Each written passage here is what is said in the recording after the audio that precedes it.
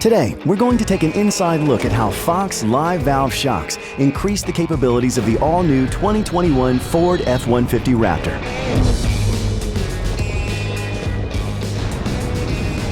For the best performance over any terrain, you need a wide range of damping support and control.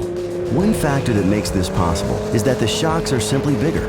The diameter of the shock body and internals are increased to produce more support.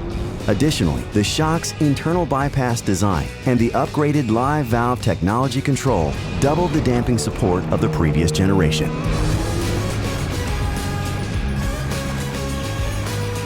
In general, the amount of damping support provided depends on the position of the shock as it moves.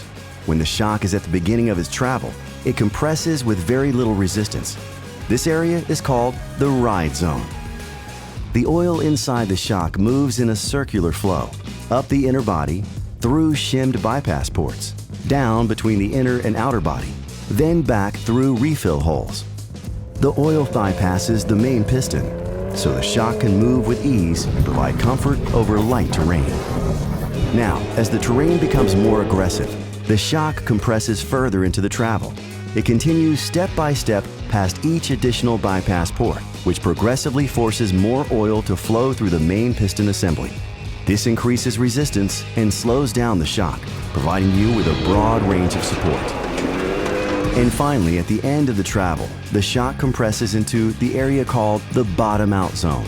All oil is forced to flow through the main piston assembly, which provides the most resistance and slows down the shock. This gives you the firmest support, protecting you from bottoming out over the roughest terrain.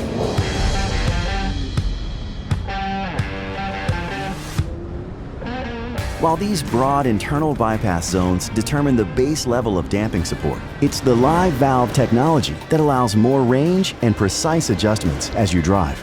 The race-proven live valve system uses sensors to gather real-time data 500 times a second. Then, the Raptor's new algorithm interprets data and creates a predictive model based on your current driving style and terrain trajectory.